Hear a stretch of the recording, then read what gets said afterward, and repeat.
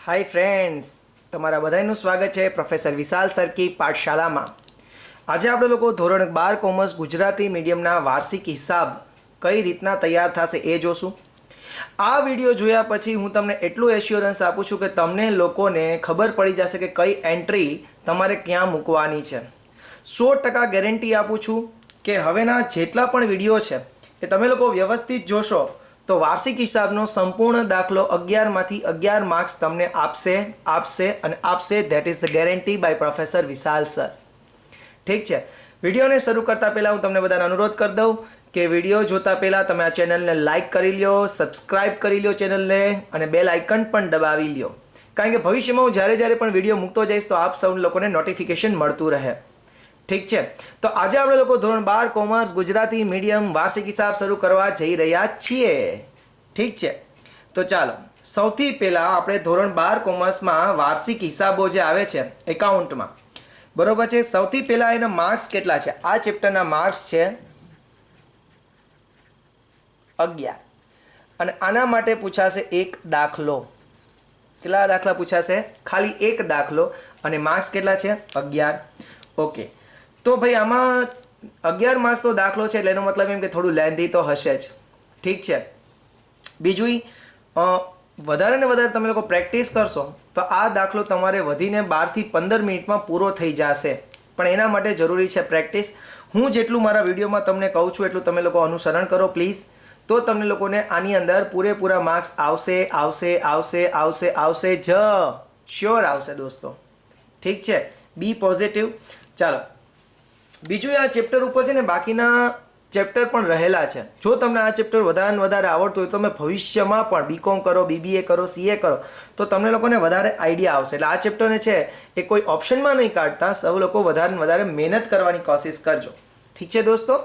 Okay, ચાલો હવે આપણે જોઈએ કે ભાઈ વાર્ષિક હિસાબ એટલે શું, કારણ કે ઇન્ટ્રોડક્શન બહુ મહત્વનું છે।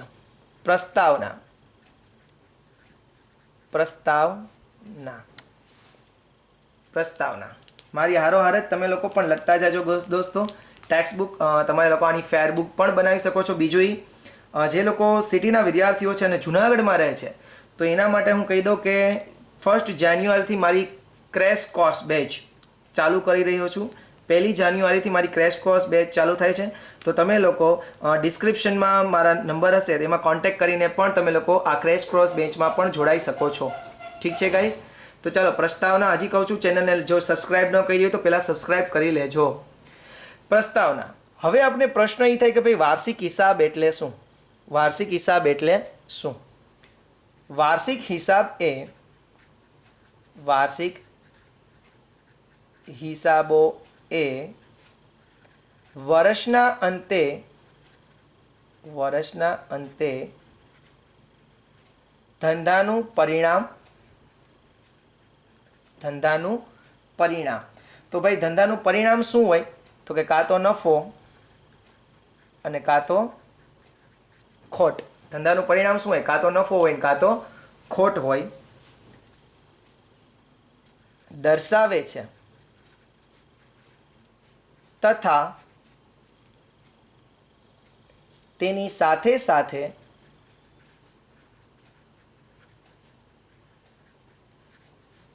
धंधानी आर्थिक स्थिति चलो आर्थिक स्थिति एटले शुं कहेवाय? तो कि भाई धंधा पासे मूडी केटला छे, देवा केटला छे, मिलकत केटली छे, लेणुं केटलुं छे, क्वेश्चन मार्क कर्या छे, बरोबर? एने आर्थिक स्थिति कहेवाय। ते पण दर्शावे छे।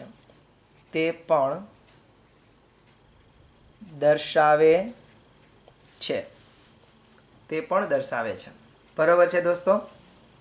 वार्षिक हिसाबे वर्षना अंते धंधानुं परिणाम नफो अथवा खोट दर्शावे छे तथा तेनी साथे साथे धंधानी आर्थिक स्थिति एटले के मूडी केटली, देवा केटला, मिलकत केटलुं, लेणुं केटलुं ते पण दर्शावे छे।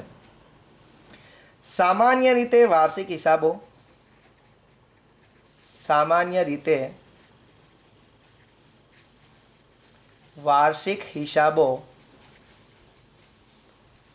12 मासना એટલે કે 1 વર્ષના હોય છે। જો વાર્ષિક હિસાબ, વાર્ષિક એટલે વર્ષ, એટલે સામાન્ય રીતે આ હિસાબો કેટલાના હોય તો કે 12 મહિનાના હોય છે। પણ માનો કે નવો નવો ધંધો ચાલુ કર્યો હોય તો કદાચ 6 મહિનાના હોઈ શકે, બરોબર છે। એ તો તમારી પ્રેક્ટિકલ લાઈફમાં કામ આવશે। અત્યારે તો આપણે ખાલી આટલું જ જોઈએ છીએ કે આ વાર્ષિક હિસાબ કેટલા મહિનાના હશે, ખાલી ને ખાલી 12 મહિનાના હશે।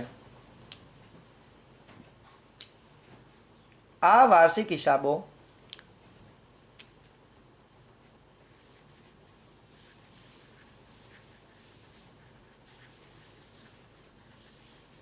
વર્ષના અંતે તૈયાર કરવામાં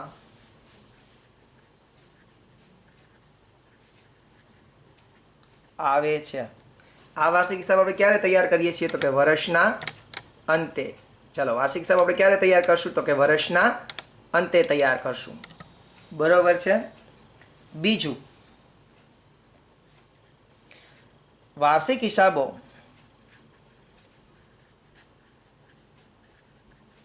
વર્ષના અંતે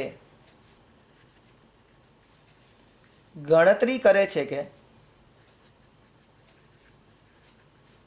વર્ષ દરમિયાન ધંધાનો કુલ ખર્ચ કેટલો થયો,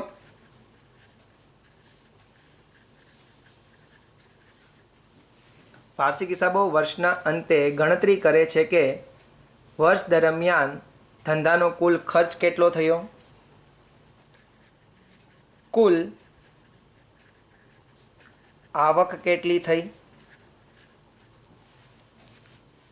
કુલ આવક કેટલી થઈ, કુલ મિલકત કેટલી છે,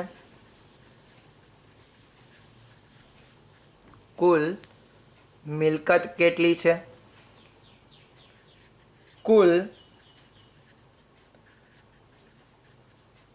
દેવા કેટલા છે, કુલ દેવા કેટલા છે, કુલ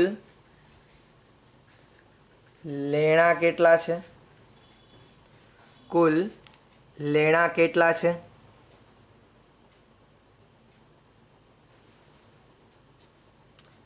કુલ આખર સ્ટોક કેટલો છે,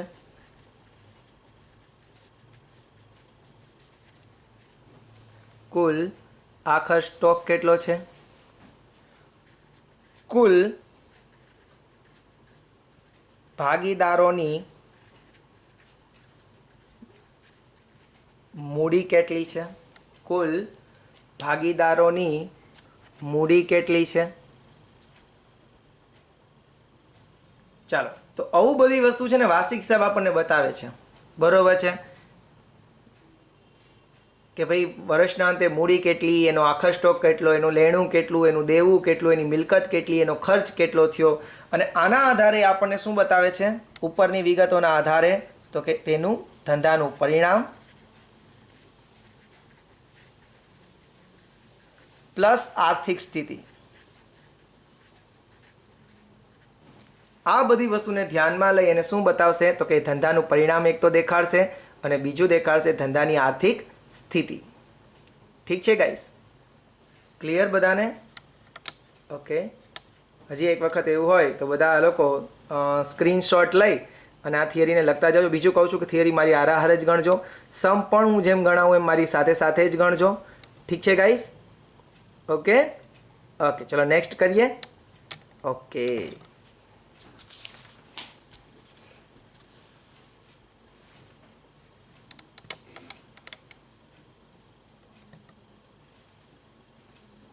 ચલો હવે આપણે લોકો અહીંયા કેના વાર્ષિક હિસાબ તૈયાર કરીએ છીએ તો કે ભાગીદારીના વાર્ષિક હિસાબ તૈયાર કરીએ છીએ। તો ભાગીદારીના વાર્ષિક હિસાબમાં ભાગીદારીના વાર્ષિક હિસાબ માટે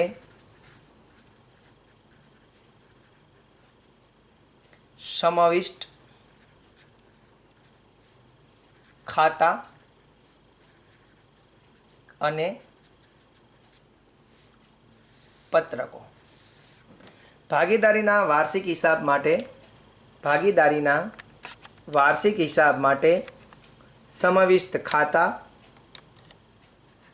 અને પત્રકો. ભાગીદારીના વાર્ષિક હિસાબ માટે સમાવિષ્ટ ખાતા અને પત્રકો. તો આપણે અહીંયા કયું ખાતું અને કયા પત્રકો આપણે બનાવવાના છે, બરાબર. સૌથી પહેલાં આપણે લોકો કયું બનાવશું? વેપાર ખાતું. શું બનાવશું સૌથી પહેલાં આપણે? વેપાર ખાતું. બીજું શું બનાવશું? નફા નુકસાન ખાતું. બીજું કયું બનાવશું આપણે? નફા નુકસાન ખાતું. ત્રીજું નફા નુકસાન ફાળવણી ખાતું. ત્રીજું કયું બનાવશું આપણે? નફા નુકસાન ફાળવણી ખાતું. અને ચોથું ભાગીદારોના મૂડી અથવા ચાલુ ખાતા. ચોથું શું બનાવશું આપણે? ભાગીદારોના મૂડી અથવા ચાલુ ખાતા. અને પાંચમું શું બનાવશું આપણે લોકો? પાકું સરવૈયું. પાંચમું શું બનાવશું? પાકું સરવૈયું. ઠીક છે દોસ્તો? ઓકે, આટલી વસ્તુ આપણે બનાવવાની છે. પહેલું વેપાર ખાતું, બીજું નફા નુકસાન, ત્રીજું નફા નુકસાન ફાળવણી, ચોથું ભાગીદારના મૂડી અથવા ચાલુ ખાતા, અને પાંચમું પાકું સરવૈયું. ચાલો આટલું લખી લો. ત્યાં સુધીમાં હું ટેક્સ્ટ બુક કલેક્ટ કરી લઉં. બરોબર છે ગાઈસ?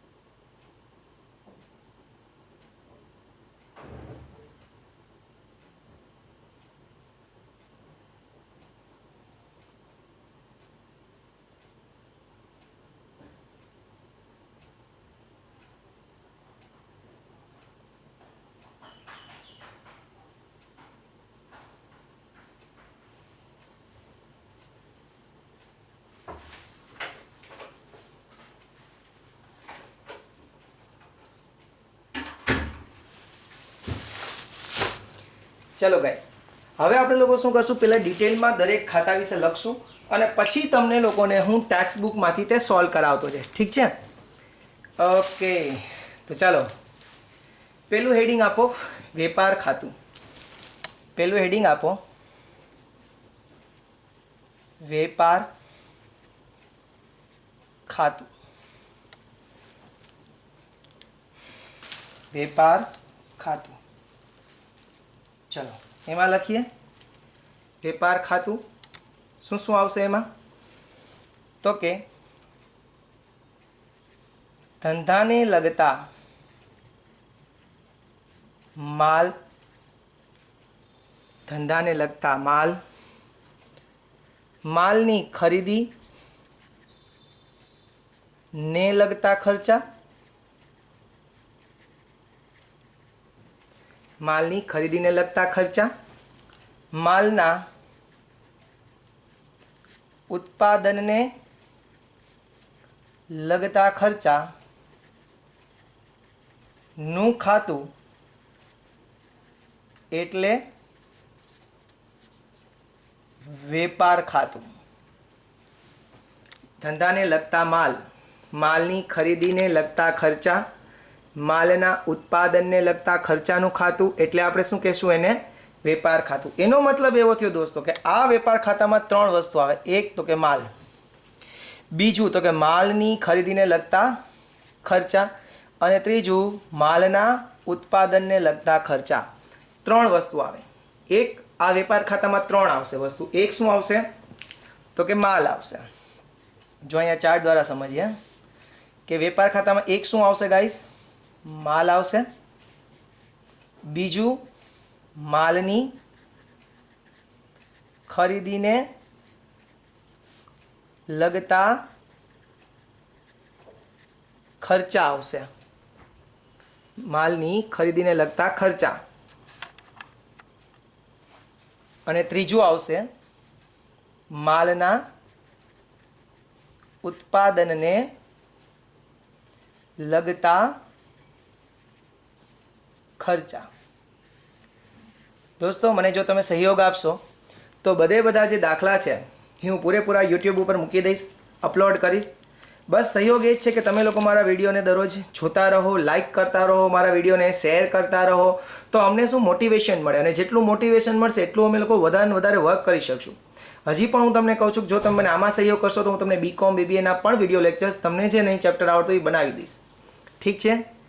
તો આમાં 3 વસ્તુ, એક માલની ખરીદીને લગતા ખર્ચા, અને ત્રીજું માલના ઉત્પાદનને લગતા ખર્ચા.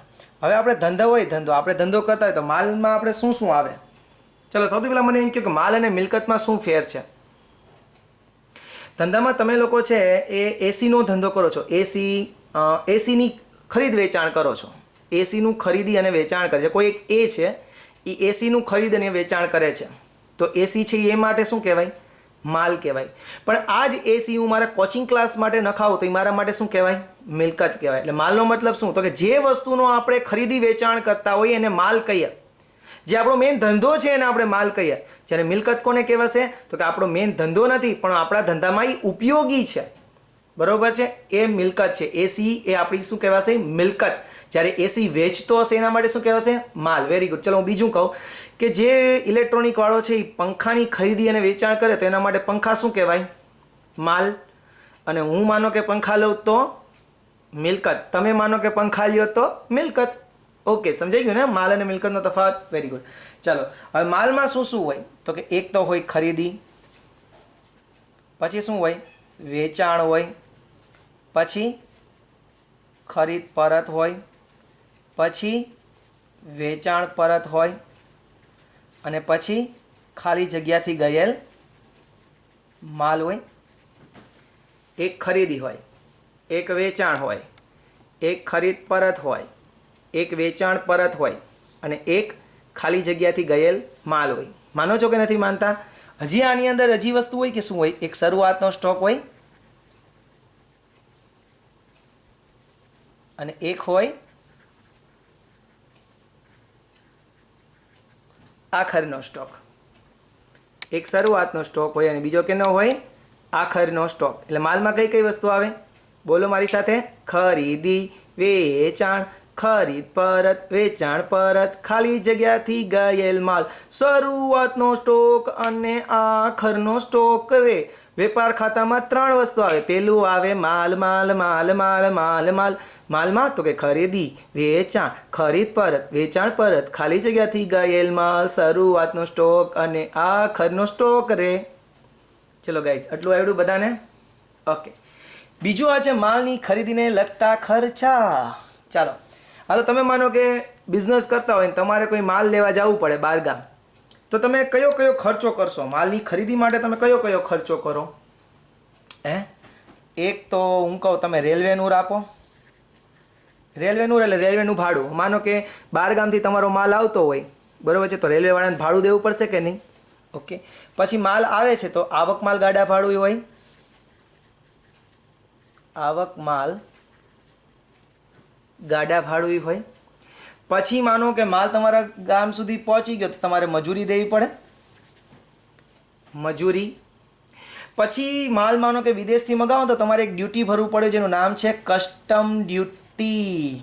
Custom duty. વિદેશ જાઓ ને તો ખબર પડશે કે વિદેશથી કંઈક વસ્તુ લઈ આવશો તો તમારે લોકોએ ઇન્ડિયાના જે આપણું જે એરપોર્ટ હોય ત્યાં કસ્ટમ ડ્યુટી ભરવી પડે. હા, થોડીક વસ્તુ એ છે કે જેમાં છૂટછાટ છે. જેમ કે તમે એક લેપટોપ લઈ આવો વિદેશમાં જઈને તો એના ઉપર તમારે કસ્ટમ ડ્યુટી નહીં ભરે. આપણે 2 લેપટોપ જો લઈ આવશો ને તો એક લેપટોપ ઉપર કસ્ટમ ડ્યુટી ભરવી પડશે.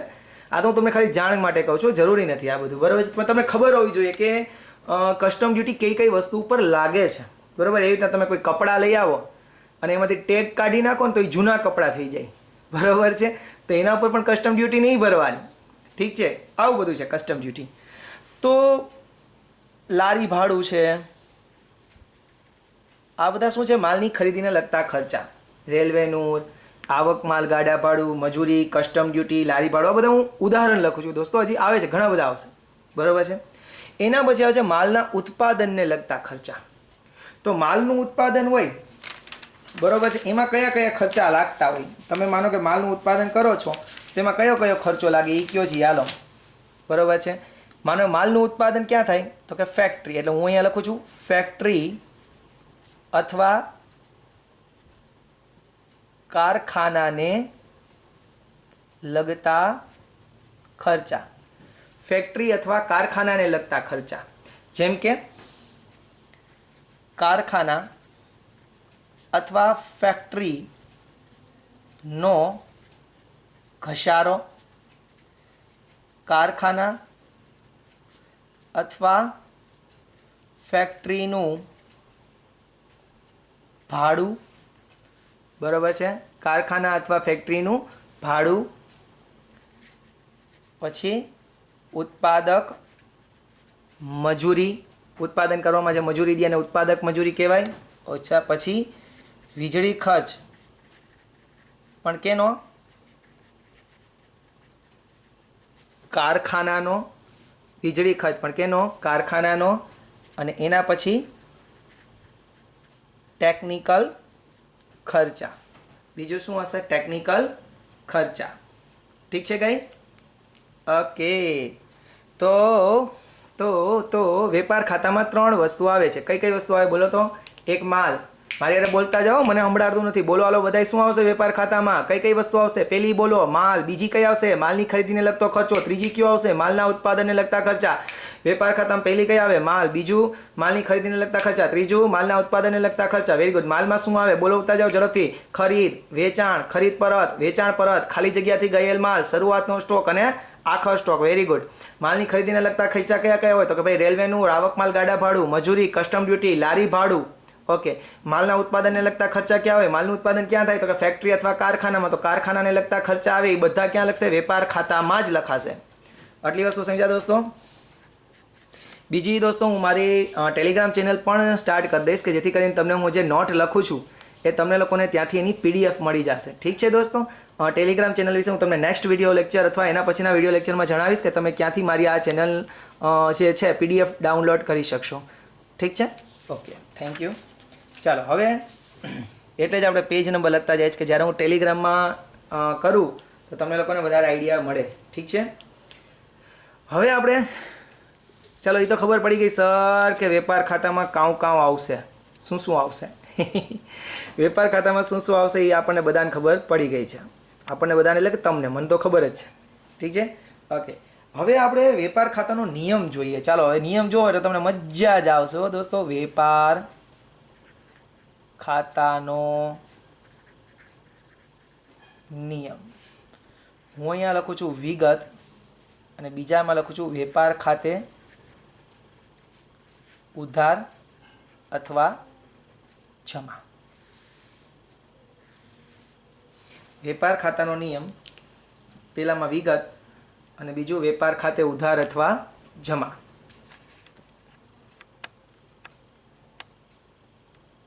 ઓકે, થઈ ગયું ગાઈસ? ચલો, પેલું ધંધામાં માલ આવે તો ઉધાર. ખાલી ઉધાર નથી બોલવાનું દોસ્તો. ધંધામાં માલ આવે તો ઉધાર, પણ કયા ખાતે? વેપાર ખાતે. ધંધામાં માલ આવે તો ઉધાર, વેપાર ખાતે. ઠીક છે? ધંધામાં માલ આવે તો ઉધાર, કયા ખાતે? વેપાર ખાતે. બીજું, ધંધામાંથી માલ જાય તો જમા, પણ કયા ખાતે? વેપાર ખાતે. ધંધામાંથી માલ જાય તો જમા, કયા ખાતે બાપુ? વેપાર ખાતે. કે ધંધામાં માલ આવે તો ઉધાર કરજો અને ધંધામાંથી માલ જાય તો એને જમા કરજો દોસ્તો. ક્યા બાત, ક્યા બાત, ક્યા બાત. ઠીક છે દોસ્તો? ઓકે. ત્રીજું, માલની खरीदीने लगता खर्चा उधार। मालनी खरीदीने लगता खर्चा शुं करजो दोस्तों? उधार करजो। मालनी खरीदीने लगता खर्चा उधार करजो। मालनी खरीदीने लगता खर्चा उधारस्य कया खाते? वेपार खातेस्य। ओके। चौथुं, मालना उत्पादन ने लगता खर्चा उधार। मालना उत्पादन ने लगता खर्चा આપણે શું કરી દેશું? ઉધાર। ચાલો પાછું મને કહો, જે વેપાર ખાતામાં કઈ વસ્તુ આવે? એક આવે માલ, બીજું આવે મિલકત, ત્રીજું પેલું આવે માલ, બીજું માલની ખરીદીને લગતા ખર્ચા, ત્રીજું માલના ઉત્પાદનને લગતા ખર્ચા। માલમાં શું શું આવે? ખરીદી, વેચાણ, ખરીદ પરત, વેચાણ પરત, શરૂઆતનો સ્ટોક અને આખરનો સ્ટોક અને ખાલી જગ્યાથી ગયેલ માલ। બરાબર છે? ઓકે। માલના ખરીદીને લગતા ખર્ચા ક્યાં ક્યાં આવે? રેલવેનું, આવક માલગાડા ભાડું, મજૂરી, ડેમ રેત, દરમાયો, આ બધું આગળ આગળ ભણશું આપણે। બરાબર છે? ઓકે। માલના ઉત્પાદનને લગતા ખર્ચા ક્યાં? તો કે સર માલનું ઉત્પાદન થતું હોય ફેક્ટરીમાં, એટલે કે કારખાનામાં, તો કે કારખાનામાં જેટલો પણ ખર્ચો આવતો હોય એ બધો માલના ઉત્પાદનને લગતો ખર્ચો હોય, જેમ કે કારખાનાનું ભાડું, કારખાનાનો ઘસારો, ઉત્પાદક મજૂરી, એવું બધું। બરાબર છે? ઓકે। નિયમ બધાને કયો નિયમ છે? તો કે નિયમ સામાન્ય છે કે ધંધામાં માલ આવે તો એને ઉધાર કરજો, ધંધામાંથી માલ જાય તો એને જમા કરજો, માલની ખરીદીને લગતા ખર્ચા હોય તો એને ઉધાર કરજો, અને માલના જે ઉત્પાદનને લગતા ખર્ચા હોય તો એ પણ ઉધાર કરજો। પણ આ બધી વસ્તુ ક્યાં કરવાની છે સાહેબ? તો કે વેપાર ખાતે કરવાની છે। થઈ ગયું એટલું બધાને? ઓકે। ચલો ચેક કરી લઈએ કે આપણે જે કર્યું છે એ સાચું છે કે નહીં। હે આપણે ચલો જઈએ, આ બધું ભરો જઈએ, તમે મને કયો જઈએ શું આપણે કરશું। ચાલો હવે તમે જે વાર્ષિક હિસાબ તૈયાર કરવાના છે એ કોની બુકમાં કરવાના છે? ધંધાની બુકમાં। અને તમે જ લોકો ધંધાના માલિક છો એવું જ સમજીને તમારે વાર્ષિક હિસાબ કરવાના છે કે આ ધંધો કોનો છે? તમારો છે। ઠીક છે? Okay okay. ચલો હવે મને કહો કે ખરીદી કરો તો તમારા ધંધામાં માલ આવે કે જાય? સાચું કે જુઓ, આવે ને આવે તો ઉધાર। વેપાર ખાતે આપણે ખરીદીને શું કરી દેશું? ઉધાર। ઠીક છે? વેચાણ કરો તો ધંધામાં માલ આવે કે જાય? જાય। જાય તો શું કરી દેવાય એને? જમા। ક્યાં ખાતે? વેપાર ખાતે। ખરીદ પરત, ખરીદ પરત એટલે શું? તમે કોઈ માલની ખરીદી કરી આવ્યા, તમને એ માલ ગમતો નથી, તમે એને પાછો આપી દીધો, તો એ તમારા ધંધામાંથી જાય। કાં તો એને તમે વેપાર ખાતે જમા કરો, અને કાં તો એને શું કહેવાય? તો કે ખરીદીમાંથી બાદ કરી દેવાય। ખરીદીમાંથી બાદ આપણે શું કરશું? વેપાર ખાતે ઉધાર બાજુ જે ખરીદી લખી હશે એમાંથી આપણે એને શું કરી દેશું? બાદ કરી દેશું। ઠીક છે? વેચાણ પરતને એવી રીતના શું કરશું? વેચાણમાંથી બાદ એટલે ચોખ્ખી ખરીદીને ચોખ્ખું વેચાણ મળી જાય। બરોબર છે? ઓકે। ખાલી જગ્યાથી ગયેલ માલ, ખાલી જગ્યાથી માલ જાય એટલે ગમે એ રીતના માલ જાય છે। આપણે જે ટ્રેડિશનલ મેથડ પહેલાં ઘણા સમય પહેલાં ફોલો કરતા, એમાં આપણે લોકો વેપાર ખાતે જમા બાજુ લખતા, પણ ખરેખર જો ધંધામાંથી માલ જતો હોય કોઈ પણ કારણોસર તો એ માલને હંમેશા ખરીદીમાંથી બાદ કરવાનો હોય। કેમાંથી? ખરીદીમાંથી બાદ। જેમ કે ઉપાડથી માલ જાય, ચોરીથી માલ વયો જાય, આગથી માલ બળી જાય, તો એ બધાને આપણે શું કરશું? ખરીદીમાંથી બાદ કરી દઈશું। ઠીક છે? શરૂઆતનો સ્ટોક એને આપણે ક્યાં કરશું? શરૂઆતનો સ્ટોક એટલે વર્ષની શરૂઆત કરો, શટર ખોલો અને તમારા ધંધામાં એ માલ પડ્યો હોય, ગયા વર્ષનો માલ છે, આ વર્ષનો તમારો શરૂઆતનો સ્ટોક બને, એટલે શરૂઆતનો સ્ટોક હંમેશા વેપાર ખાતે શું કરશું? આપણે લોકો એને ઉધાર કરશું। આખરનો સ્ટોક એટલે કે વર્ષનું અંત થયું અને તમારા ધંધામાં માલ પડ્યો છે, આખરનો છે, બરાબર, તો એને આપણે વેપાર ખાતે શું કરી દેશું? જમા કરી દઈશું। ચાલો દોસ્તો, થયું એટલું? Are you sure? ઈતુ પીતુ જીમ પતુતા? શ્યોર? ઓકે। માલની ખરીદીને લગતા ખર્ચા, બધા જ ખર્ચા આપણે વેપાર ખાતે શું કરશું? ઉધાર રે ઉધાર, ઉધાર રે ઉધાર, ઉધાર રે ઉધાર। ઓહો, મજા આવી ગઈ। માલની ખરીદીને લગતા ખર્ચા જેટલો પણ હોય બધાને આપણે શું કરી દઈશું? વેપાર ખાતે ઉધાર। ઓકે। ફેક્ટરી અને કારખાનાને લગતા ખર્ચા છે એ પણ બધા આપણે વેપાર ખાતે શું કરશું? ઉધાર રે ઉધાર રે ઉધાર રે ઉધાર રે ઉધાર ઉધાર ઉધાર ઉધાર ઉધાર કે કાલા કૌવા કાટ ખાએગા। ચાલો થઈ ગયો દોસ્તો? ચાલો તો અહીંયા આપણે શું કરીએ છીએ કે આપણું જે પહેલું લેક્ચર છે એને કમ્પ્લીટ કરીએ છીએ. શું કામ એને હું તમને વર્ક આપવા માગું છું એટલે ચિંતા નહીં કરતા, કારણ કે આ વર્ક તમારે કરવાનું છે, મજા આવે એટલે કરવાનું. અને જો અત્યારે જેટલી મહેનત કરશો દોસ્તો, બિલીવ મી કે આપણે જ્યારે મોટા મોટા સમ સ્ટાર્ટ કરશું ત્યારે તમને ખબર પડશે કે તમને લોકોને ઘણું બધું આવડે છે. જેમ કે પેજ નંબર 35 ઉપર આવો બધા લોકો. ચાલો બધા લોકો પેજ નંબર 35 ઉપર આવો. ધોરણ 12 કોમર્સવાળા, GSEB ગુજરાત શિક્ષણ બોર્ડના તારલાઓ, એકાઉન્ટમાં 100માંથી 100 આવો લેવાવાળા લોકો આવશે હો દોસ્તો. મારા લેક્ચર વિડીયો રેગ્યુલર જોશો તો 100માંથી 100 આવશે, તમારા એક ના આજુબાજુનું ટોટલ નહીં. ચાલો તો જો વેપાર ખાતાનો તમને નમૂનો આપ્યો પેજ નંબર 35 ઉપર દેખાય છે. જોવા ખાલી જગ્યાનું એટલે કે અહીંયા પેઢીનું નામ લખશું. તારીખ ખાલી જગ્યાના રોજ પૂરા થતા વર્ષનું વેપાર ખાતું. જોઈ લ્યો, શરૂઆતનો સ્ટોક વેપાર ખાતે ઉધાર કર્યો છે. ખરીદી જોવો જે વેપાર ખાતે ઉધાર કરી છે. ખરીદ પરતને ખરીદીમાંથી માઇનસ કરી છે. અન્ય રીતે ગયેલ માલ છે એને ખરીદીમાંથી માઇનસ કરી છે. માલની ખરીદીને લગતા ખર્ચા એટલે કે મજૂરી, આવક, માલગાડ ભરું, રેલવેનું, રોકટ્રોય, આયાત, જકાત, લારી ભાડું, ગોદી, ચાર્જ, ડેમ, રેજ, વોર, ફેજ બધાને ઉધાર કર્યા. સામે જુઓ જમા શું શું કર્યું છે. થયું છે. હવે એક વસ્તુ યાદ રાખજો, માનો કે જે બાજુનો ટોટલ વધારે હોય, માનો કે આ જમા બાજુનો ટોટલ 5 લાખ છે, ઉધાર બાજુનો ટોટલ થાય છે 3 લાખ, તો તમે મને કહો છે કોનો ટોટલ વધારે છે? જમા બાજુનો. એટલે 5 લાખ છે એ બંને બાજુએ આપણે મૂકી દઈશું. 5 લાખમાંથી 3 લાખ ગયા, બચ્યા કેટલા?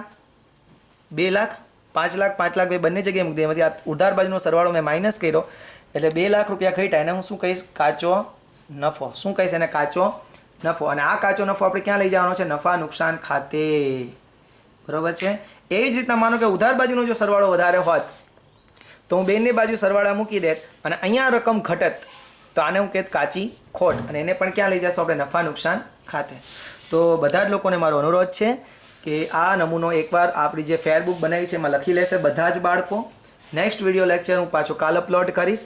બરાબર છે. થોડુંક આ ચેપ્ટર લેન્ધી છે, થોડોક સમય લાગશે. બરાબર છે. પણ તમે લોકો શરૂઆત સારી કરજો. શરૂઆત ધીરી આપણે રાખશું એટલે અંત આપણો જોરદાર હશે. બરાબર છે દોસ્તો. તો આઈ હોપ કે તમે મારું વર્ક કરશો. અને જો તમને મારો આ વિડીયો લેક્ચર હજી ત્યાં વધારે ગમ્યો હોય તો મારા જે લેક્ચર છે એને લાઇક કરી દો પ્લીઝ. સબસ્ક્રાઈબની બટન દબાવી દો પ્લીઝ. એમાં બેલ આઇકોન પણ દબાવી દો પ્લીઝ. અને તમારા ફ્રેન્ડ સર્કલમાં પણ મારા જે વિડીયો લેક્ચર છે એને શેર કરવા વિનંતી. ઠીક છે દોસ્તો, મળીએ છીએ નેક્સ્ટ લેક્ચરમાં. ત્યાં સુધી તમે બધા મને રજા આપો. મળશું આપણે લોકો નેક્સ્ટ લેક્ચરમાં. Thank you very much.